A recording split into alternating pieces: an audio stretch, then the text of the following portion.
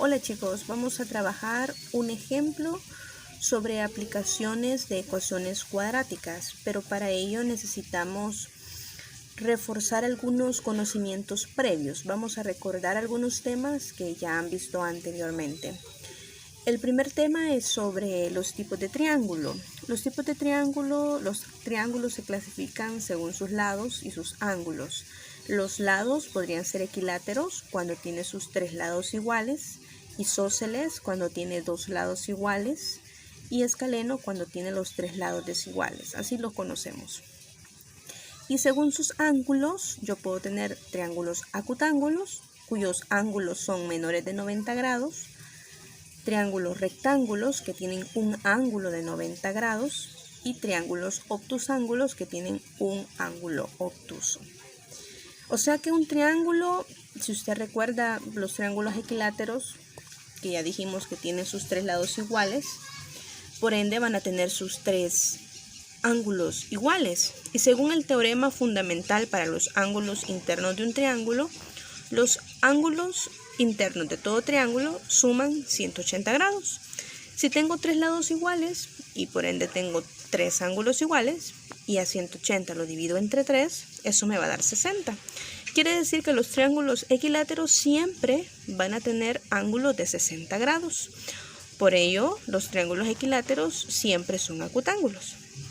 Ahora, los triángulos isósceles pueden ser rectángulos cuando los catetos son iguales, pueden ser acutángulos o pueden ser obtusángulos cuando los lados que sostienen el ángulo obtuso son iguales.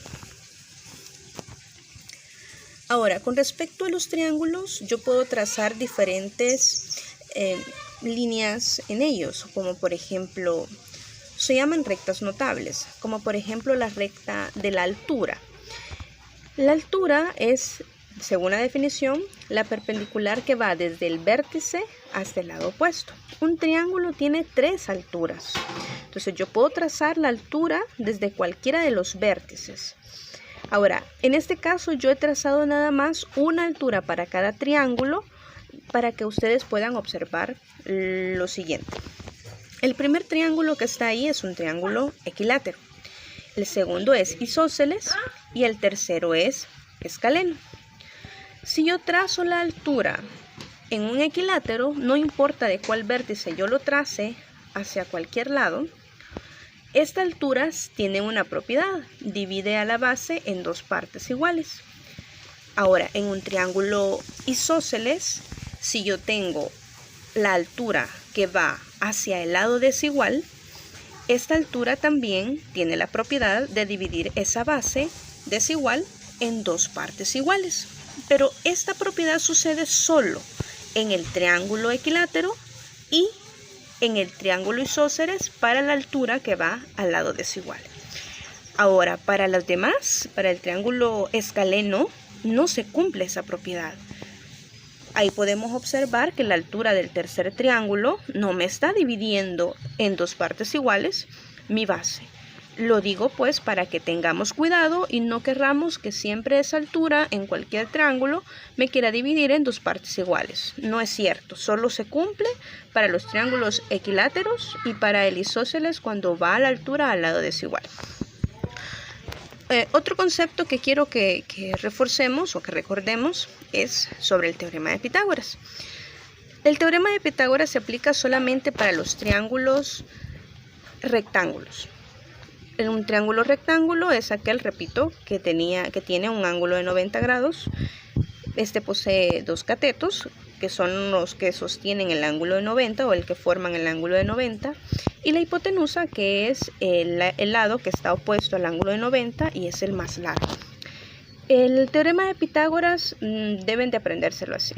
Cateto 1 al cuadrado más cateto 2 al cuadrado es igual a la hipotenusa al cuadrado. Ahora sí, nos vamos a dirigir a nuestro problema. El problema dice así. Determina el área de un triángulo equilátero de lado 10 centímetros. Entonces, recordemos que tenemos que hacer dibujos y debemos de sacar datos. Ahí tenemos un dibujo. El triángulo que dibujé ahí es un equilátero. cuyos lados, o sea, cada uno de los 3 lados mide 10 centímetros. Y la altura, en este caso, sí cumple la propiedad con dividir la base en 2 partes iguales. Ahí tenemos la fórmula del área, la hemos recordado porque la vamos a necesitar. Área del triángulo es igual a base por altura sobre 2. Entonces, nosotros al trazar la altura, hemos dividido ese triángulo equilátero en 2 triángulos rectángulos que son exactamente iguales. Y los tenemos aquí. Extraemos ese triángulo rectángulo para que se nos facilite la comprensión del proceso que vamos a efectuar. Entonces, yo le coloco los datos a este nuevo triángulo. Como ya dijimos que esa altura me divide la base en 2 partes iguales solo por el hecho de que es un triángulo equilátero, entonces mi base mide 5 centímetros. La altura es lo que no conozco, tengo que encontrarlo porque para poder determinar el área necesito conocer el valor de la altura. Y el lado, en este caso que es la hipotenusa, que equivale a tener el lado del triángulo equilátero, mide 10 centímetros. Entonces ahora aplico el teorema de Pitágoras.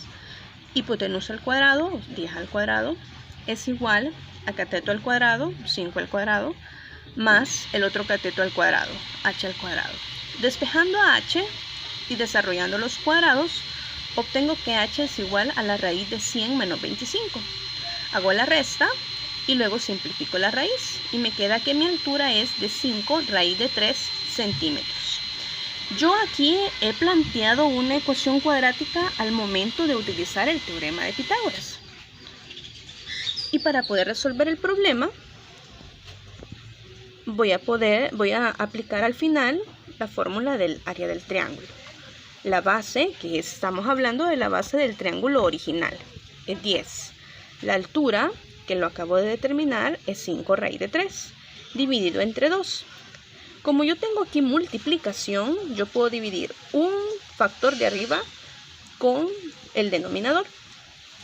Yo le saco mitad a 10, 5, mitad a 2, 1. Y entonces me queda 5 por 5 raíz de 3. Esto, ojo, no lo puedo hacer en la suma. Si yo tengo en el numerador una suma, no puedo simplificar un término arriba y un término abajo. Recordemos que allá simplificamos todo lo de arriba con el denominador. O simplificamos todo en la suma o no simplificamos nada. Pero aquí, como es una multiplicación, yo simplifico uno de arriba con uno de abajo. Realizo la multiplicación. Recordemos cómo multiplicamos radicales, lo de afuera por lo de afuera. Me da 5 por 5, 25. Y como solo tengo una raíz, me queda 25 raíz de 3 centímetros cuadrados por ser un área. Gracias.